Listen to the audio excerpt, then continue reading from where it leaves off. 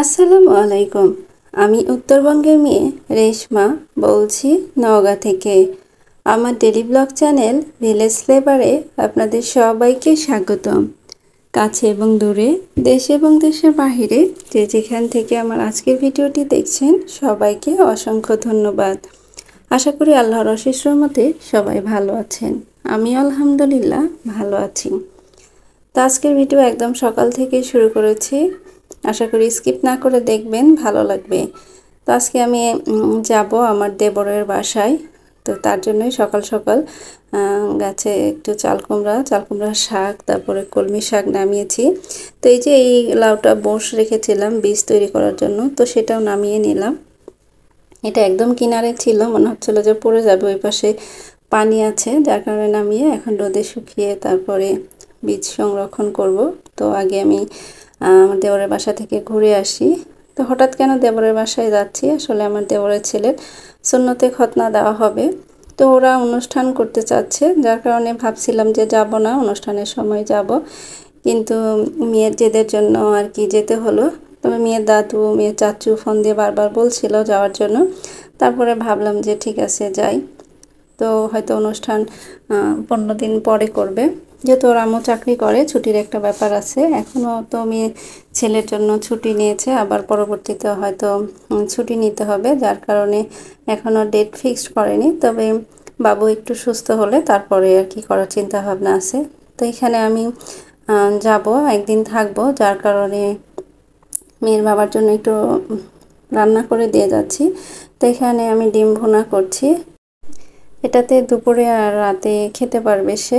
আর হচ্ছে আপুকে বলে যাব, যেহেতু এখানে আপুর বাসা আমার বাসা সবার বাসায় কাছে, তাই আমি কোথাও গেলে ওনার খাওয়া দাওয়ার কোনো সমস্যা হয় না। আর এই ড্রেসটা আমার যাই আমাকে গত রোজার ঈদে দিয়েছিল, তাই ভাবলাম এটাই পরে যাই। তো আমরা কিন্তু 2 ঈদে আমিও ওকে যে ড্রেস দেই ম্যাচিং দেওয়ার চেষ্টা করি, হয়তো কালার আলাদা, ও যে ড্রেস দেয় একই রকম, হয়তো কালার আলাদা, এরকম করেই দেই। তো আমাদের অনেক ড্রেসই কিন্তু একই রকম আছে দুই জায়ের। তো যাই হোক, পরে এখন আমি আবার সকালের জন্য একটু রুটি বানাচ্ছি। ভাবছিলাম যে ভাত খেয়েই বের হব, কিন্তু মেয়ের বাবা ভাত খেতে চাচ্ছে না।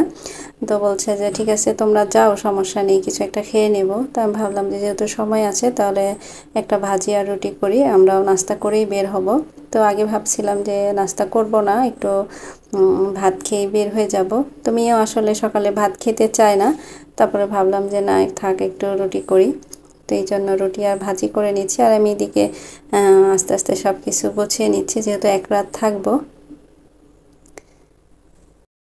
তো নাস্তা বানাতে বানাতে সেই পুরনো রিকোয়েস্টটাই করছি, আমার ভিডিও যদি কারোর কাছে একটু ভালো লেগে যায় তাহলে আমার চ্যানেলটি সাবস্ক্রাইব করে আমার পাশেই থাকবেন।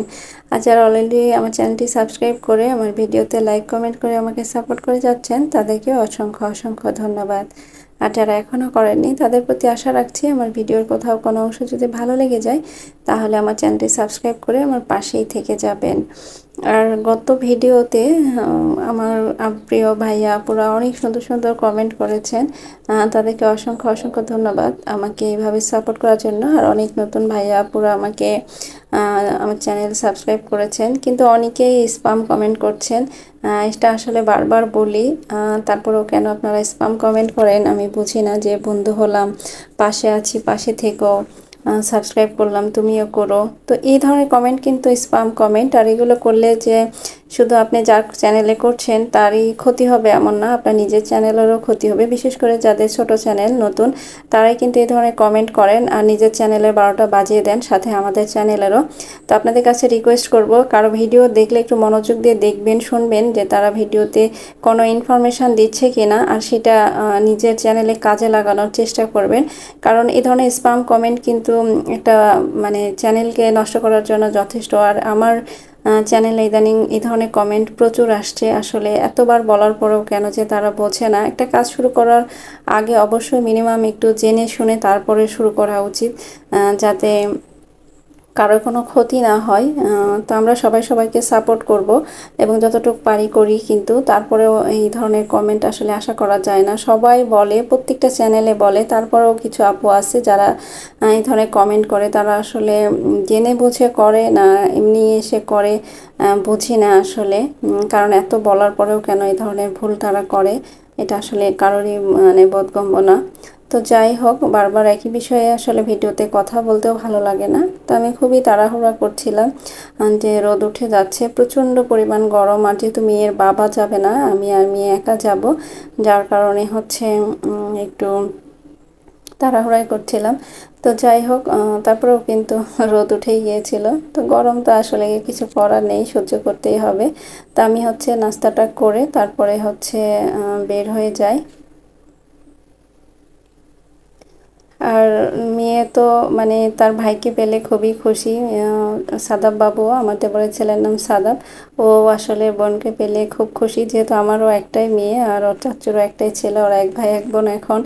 তো সারাক্ষণ কিন্তু ভিডিও কলে দুষ্টামি করে, বিভিন্ন অ্যাপস ব্যবহার করে। ওরা কথা বলার সময় খুবই মজা করে আর কথা বলতে লাগলে ছাড়তেই চায় না।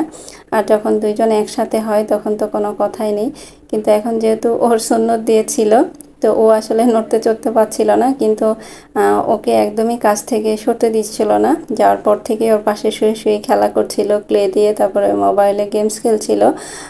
যখনই একটু কোথাও যাচ্ছিল তখনই ওকে ডাকতেছিল, রোজা আপি এখানে আসো। তো যাই হোক, আসলে যেহেতু ও শুয়ে শুয়ে বোর হচ্ছিল, তাই ওকেও বারবার বলছিলাম যে ওর কাছ থেকে নড়ো না, ওর কাছেই থাকো। তো আমি কিন্তু যাওয়ার আগে একটু চাও করে নিয়েছিলাম, পরে চা খেয়ে মেয়েকে রেডি করেই জাস্ট বেরিয়ে গেছি আর কি।